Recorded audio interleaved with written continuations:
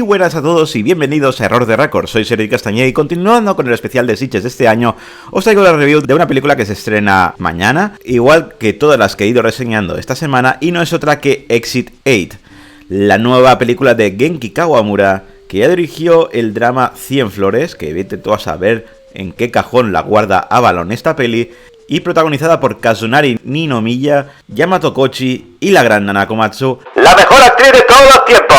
La película basada en el juego de Kotake Create, The Exit 8, cuya premisa es que una persona anónima se encuentra en una estación de metro atrapada en un bucle en donde debe avanzar solo cuando la anomalía no aparezca en su campo de visión, o volverá al inicio sin ser capaz de huir de este lugar. Buah, tremenda mierda de sinopsis Film Affinity, cada día te lo curras menos.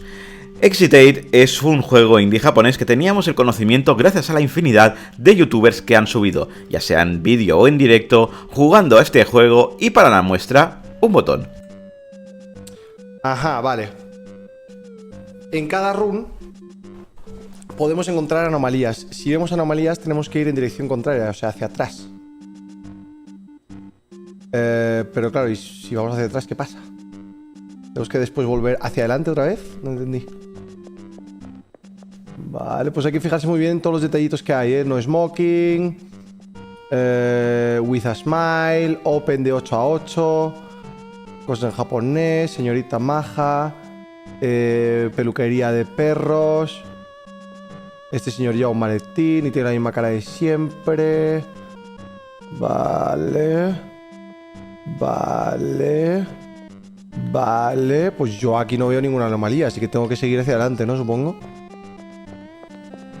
Tengo que llegar al 8, ¿no? Que es la salida. Pero no sé qué tengo que hacer para poder llegar al 8, tío. 1.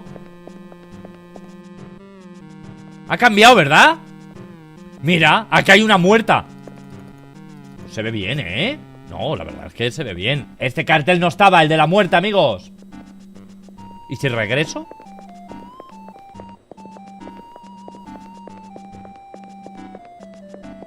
Vale, entiendo. Es decir, parece como estar en el Ikea. Vale, ahora está en el 2. Se supone que vamos bien, ¿no? Las luces están haciendo el tonto. ¿Debería volver?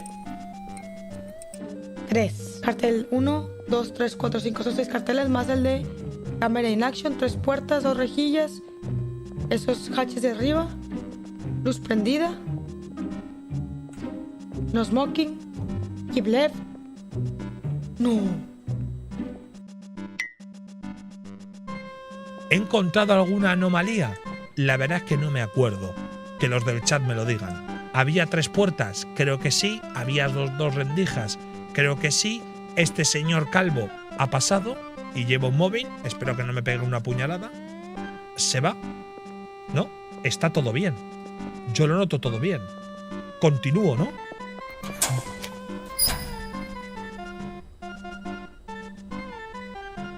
He encontrado una anomalía, ¿me doy la vuelta? Me he de dar la vuelta, ¿no?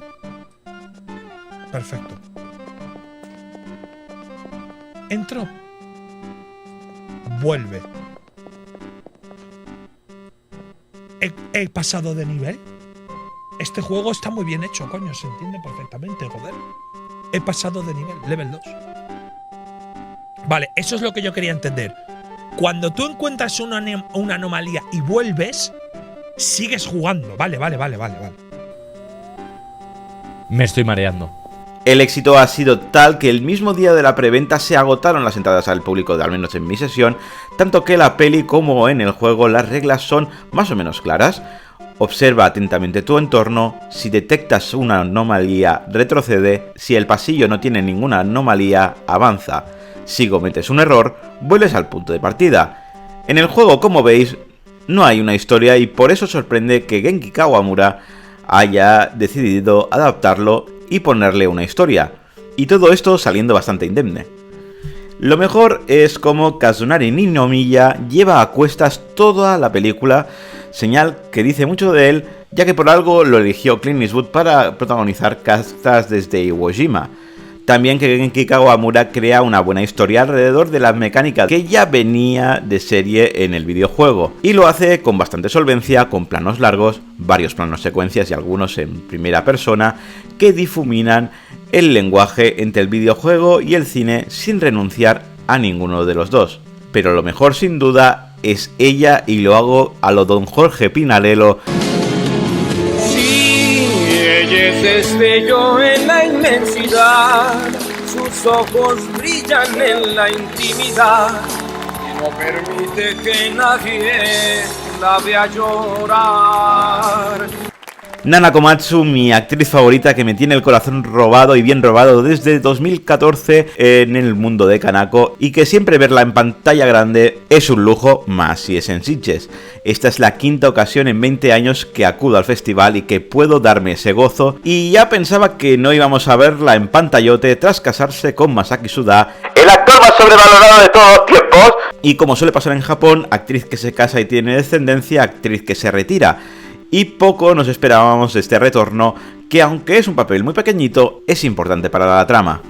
Lo peor es la trama y las acciones de este pasillo del metro japonés, que pueden liar y marear a más de uno, más si no se está bien atento y más si no tienes las reglas bien claras. Que quizás la historia sea algo insulsa, pero aún y así sirve para dibujar a los personajes que de ninguna otra manera podrían tener profundidad. Buen trabajo, Genki. Así que vamos con las valoraciones. En IMDb ha conseguido un 6,5, en Film Affinity un 6,4 y en Error de Record vamos a ser más generosos, vamos a darle un 7,5 porque bien es cierto que la historia es algo insulsa, pero adaptar este juego durante hora y media y que haya quedado tan juguetón y tan bien hace que merezca la pena subirle algún puntito más. Y eso, y que pongo puntos extra por devolver a la Komatsu al puesto en que se merece, que es una pantalla grande. Recordad que las valoraciones son personales y que si tenéis la vuestra podéis dejarla aquí abajo en la caja de comentarios. Y nada más por hoy, suscribiros y darle al like, que hay mucho subir contenido a este canal. Y nos vemos en el próximo vídeo con mucho más cine.